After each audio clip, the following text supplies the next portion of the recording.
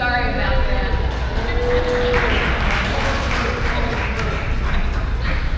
Okay, I once heard a quote that really stuck with me, and it goes like this.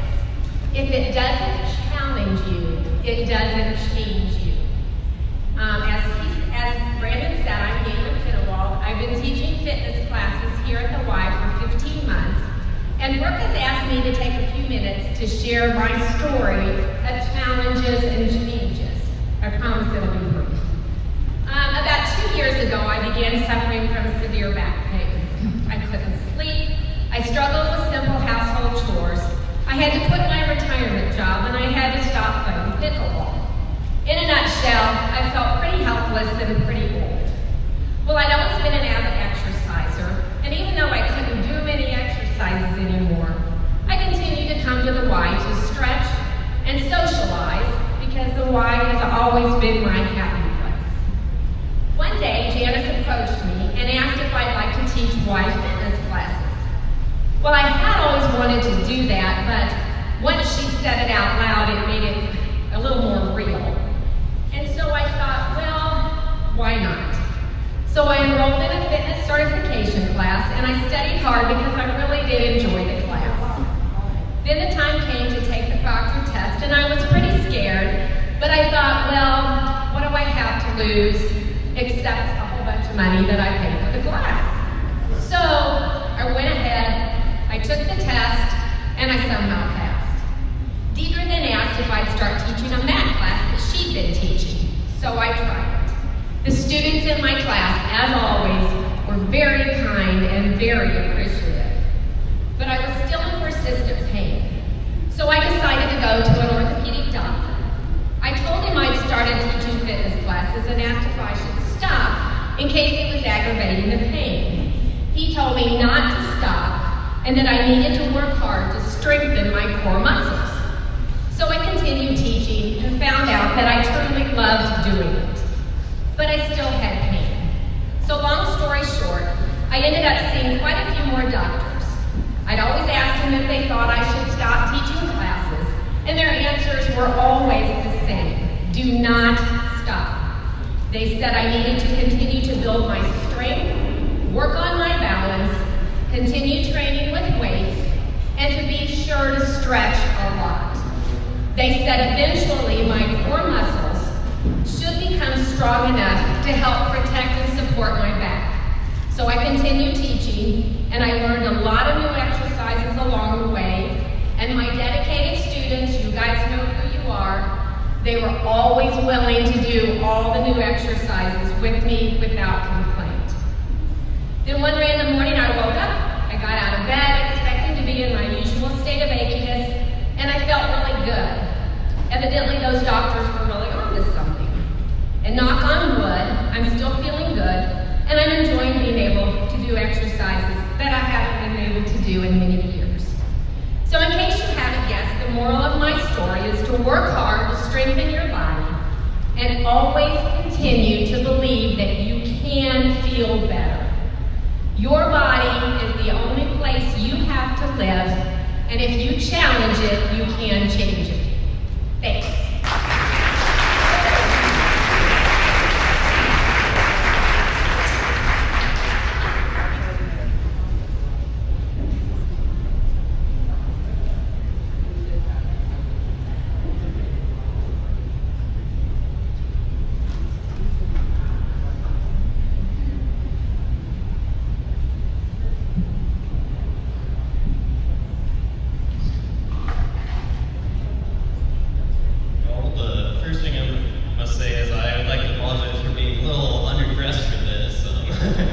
But I'm sure this is all would definitely have my head if I ever dressed like this or anything ag related, which has definitely been a major help for me in all my time. Without the wide space support for YAG, I definitely wouldn't be able to even do public speaking.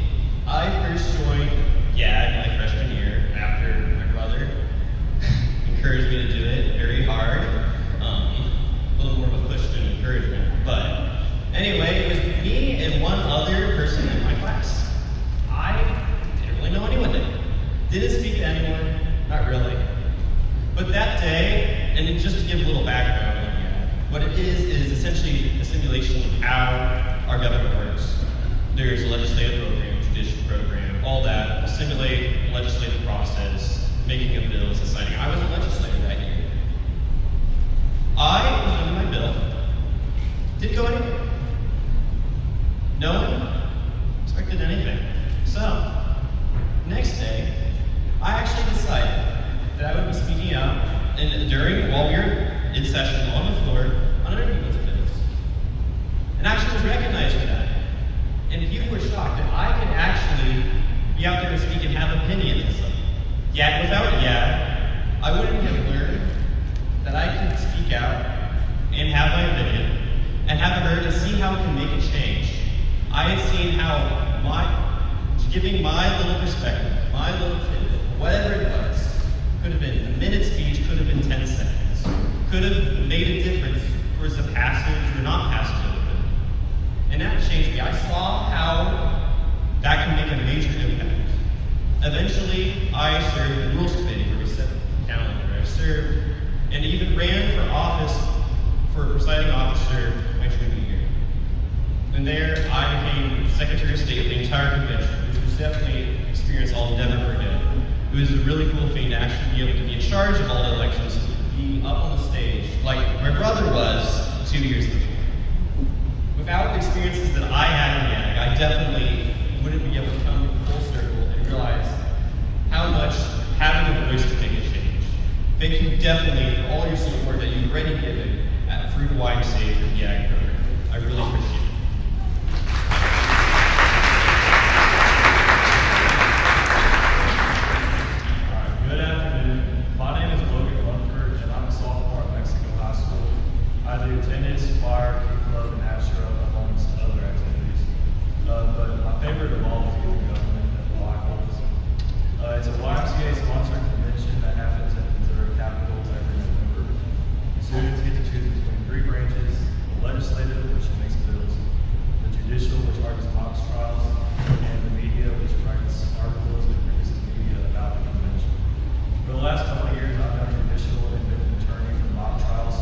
This experience has taught me a lot of valuable research skills and public speaking skills, which I apply in my life daily, like I am now at school.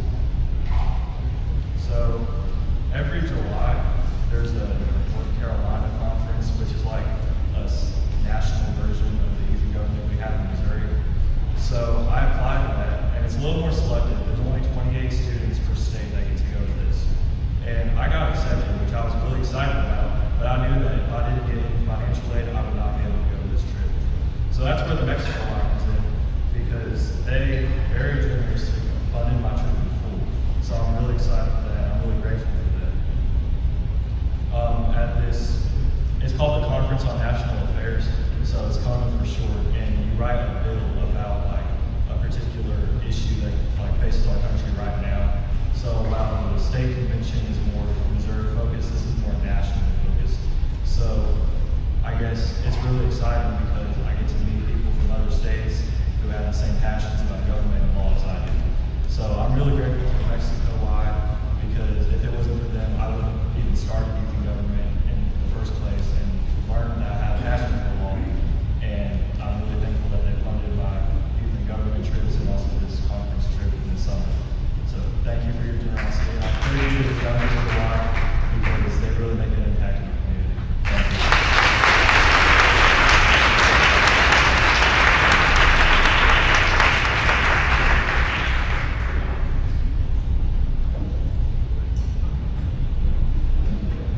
It's hard to follow kids because they're way more impressive than adults. They're so good.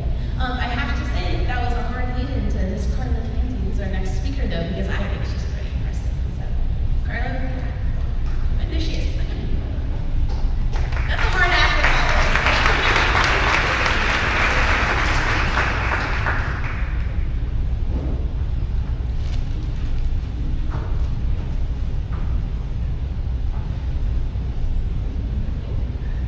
I'm Carla Tansey, and I'm not Sherry Medley.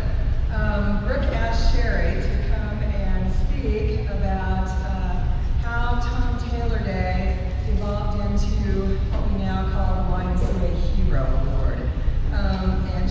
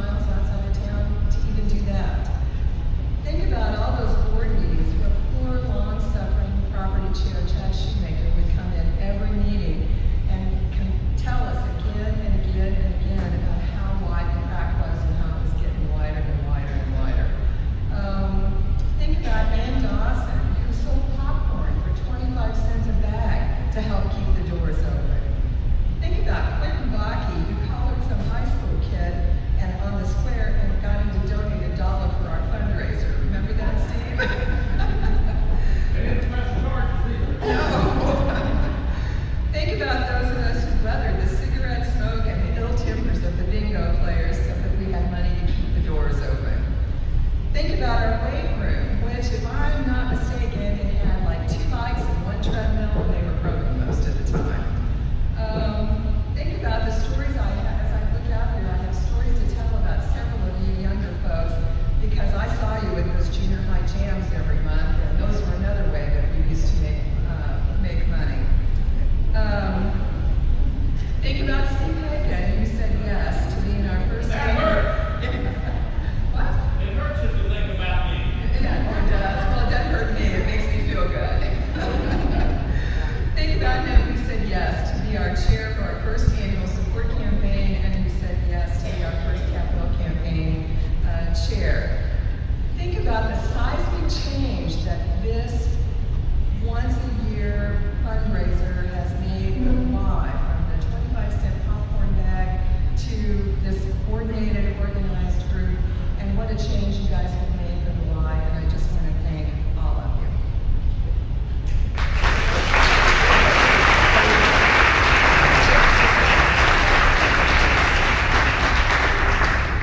Thank you, Carla. It was fun to hear those stories. I've heard them a few times from, it's kind of like the fish stories. The fish keeps getting bigger, the crack was there, we were giving popcorn away to anybody.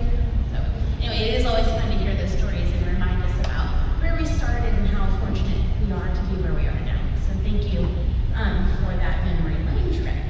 At this time, I would like to invite my friend Connie Robley to the stage if he would join me. It wasn't a surprise to Connie today that she's earning an award, because I had to make sure she would come. So I had to tell her a couple weeks ago. But I am excited to welcome our 2025 Hero of the Year, Connie Robley. Let's start with giving her a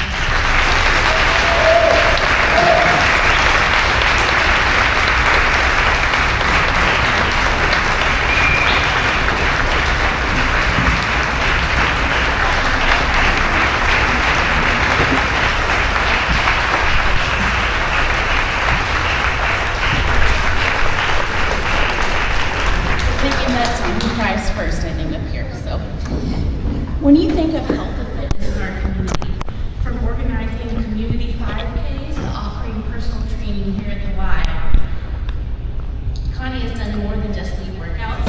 She's built relationships, shaped lives, and inspired generations. Connie joined the Y staff in 1989, and ever since, her energy, warmth, and unforgettable smile has lit up the building. She brought more than fitness expertise, she brought heart. Many of the instructors leading our courses today were inspired and mentored by Connie. Her influence runs deep, and her legacy that she built continues to grow. Known for her tenacity and relentless drive, Connie also embodies grace, kindness, and quiet strength, especially in the face of some of life's most unimaginable challenges. Those who know her best don't just see a coach or a trainer, they see a friend, a pillar of hope, and someone who shows up for our community and the others and the people that she loves over and over again. After taking a brief hiatus from hosting Heroes Day, we found ourselves reflecting on individuals who continuously make our YMCA a better place to be. And when Connie's name was nominated, something really remarkable happened, and everything stopped. And we paused. There was no debate. There was no hesitation. It was clear that Connie was deserving of this award, not just because of what she's done, but because of who she is. So today we celebrate a woman whose impact cannot be measured and whose spirit is felt by all. And that's Connie Robley, our 2025 hero for the Mexico YMCA.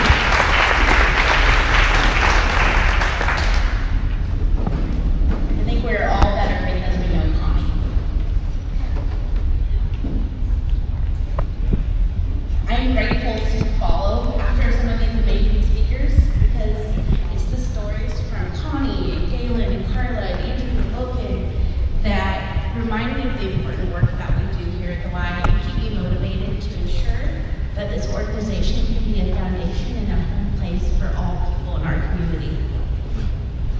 Thank you, Brandon, for kicking off our program and setting the tone for what promises to be one of our best fundraising years yet. Right? If you've been to these lunches a few years, you know I have an internal quiet goal with Mr. Hagan that I'm always going to do better than he did. So if you want to join me in that quest, it really is a point of pride for me. I want to take a moment to publicly recognize our staff who work so hard. We actually prepared the meal for you for most of it, and then also a shout out to Teresa Carlson and Audubon County Cattlemen's Association for donating the beef because apparently it's beef month. So thank you. If you see anybody in those organizations.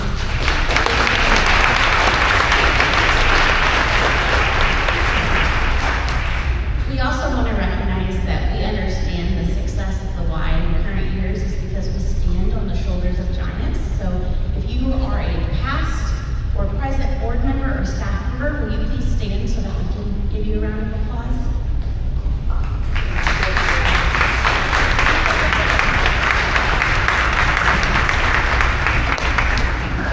Thank you guys for everything you've done for the Y.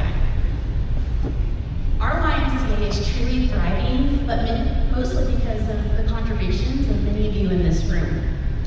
We are committed to continuing to serve our community as a resource, and we're constantly adapting our services and evolving to meet the needs of our community.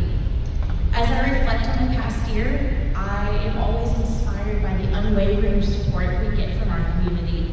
So I want to share a few statistics with you. In the past year, we've benefited from the volunteerism of over 120 individuals. 1,750 kids participated in sports programs. 3,416 youth received some sort of child care. We served nearly 6,000 after-school snacks and meals. 46 sixth graders received a free membership. We've had 218 new members, 14,000 fitness class check-ins, and over 700 fingerprinting appointments so that folks could re-enter the workforce. These numbers reflect real lives in our community. That's data that we collect, and these are people that you know, many people that you work with, you might go to church with, and maybe your neighbors. These are real people that we're making an impact on. And while the facts are facts, I have to admit that it's the testimonies from members that really inspire my heart the most. It's when I hear a new member join and say they finally found their home in their community and a place they look forward to coming to every day. It's the numerous 90-year-old birthday parties that we have in the cafe after chair class, which is really great for staff because we always enjoy cupcakes. So, but to see that community join together in our cafe and let them celebrate together is really inspiring because it tells us the Y is their home. It's their part of their routine and their schedule. It's hearing Stacy catalog doctor's appointments at the front desk, so when our regulars don't show up, we're not calling the police and doing wellness checks. That happens a lot. It's stopping by on the weekend and seeing Tom cover a shift because somebody called in and we didn't want to close, and so you just step in and you do what needs to be done. It's writing a letter of recommendation for an adult who just went through our community service program and they're re-entering the workforce. But I think my favorite thing to hear is, oh, I didn't know the Y did that. Good, because that means we are continuing to be that community resource. If you think that we're just a gym and swim, I invite you to come into our doors and see the impact that we really make. So when somebody says to me, oh gosh, I didn't know the Y did that, it means we're doing exactly what we're supposed to be doing. We're going to continue to serve Mexico like we have for the past 50 years, and we're going to continue to be that staple in people's lives and that reliable commitment that they can count on so that they can prosper and allow them to be fulfilled, healthy in mind, spirit, and body. That's why our fundraising efforts are not just about meeting our financial goals. They're ensuring that every individual in our community has access to opportunities. Last year, in 2024, the demand for scholarships was over $84,000, despite the fact that we didn't fundraise that much. Now, I know you and I shop at the same grocery stores and get gas at the same places, and it's hard out there, right? Which means our call to action this year is more important than ever. We've already seen an uptick in requests for financial aid, and we're on track to award over $90,000 in scholarship this year so that people we know, again, those friends, family, church fellows, neighbors, the people that we interact with regularly, have the access to the benefits of the YMCA. So my call to action for you today is to help us help our community so that we can keep saying yes. Yes to families who need affordable childcare. Yes to seniors who need somewhere to walk or shower every day. Yes to families who need a place to host birthday parties, come to church, what have you. So help us help our friends and neighbors by saying yes, by contributing to our financial goal. Your support today is an investment in the future of Mexico, and by donating to the annual support campaign, your dollar stays here locally 100%. Think about that for a second. So when you make a donation to our Y, you're impacting somebody that you know. That's powerful. Lost my spot. I'm all my feels. So our history of fundraising speaks to the commitment of our community, and I invite you to join that effort and join that cause. We've made it really easy for you. There's a donation card at your placemat. We also have Janice and Sam out in the hallway. We'd be happy to speak with you on the best way to give and meet you where you're at. And if this sticks with you in a couple days, if you decide maybe today is not the day you want to give, but next week is, we will make that work too. So there is always a need at the Y. There's always a family relying on us, and we're always here to help promote that in any way. So if you feel called to support this cause, please let us know how we can make that really easy for you. And to bring up the end of our program, if that wasn't compelling enough, Dustin Lewis, our annual support chair, is going to give you one more call to action. Welcome Dustin to the stage.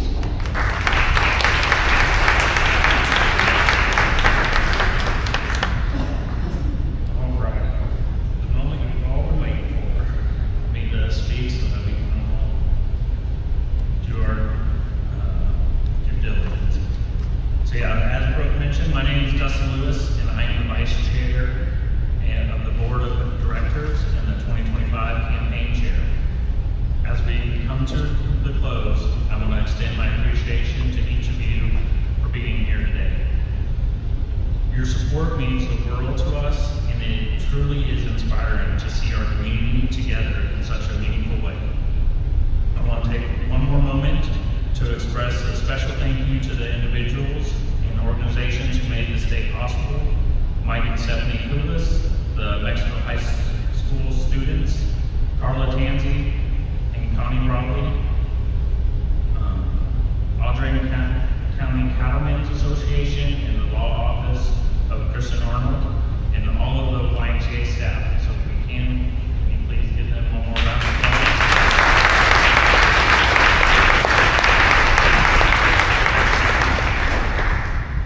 As we reflect on what we have heard today, please consider making a gift to support our cause. As you exit the building, Sam and Janice will be in the back corridor ready to process a donation or pledge. If you do not need a receipt, then you are encouraged to complete the envelope at your place setting and either drop it off in the offering basket in the back of the hallway on your way out, or you can take it home and mail it back at a later time. We will be happy to make any arrangements to make this an easy transaction for you. Thank you for giving us your time today, and thank you for choosing to make the YMCA a priority in your life and in our community. Together, we can make a lasting impact and create a brighter future for all. Our community needs us, and if we reach our fundraising goal of $90,000, I know we can continue to Thank you for attending, and hope you all have a safe drive home or back to work. Thank you.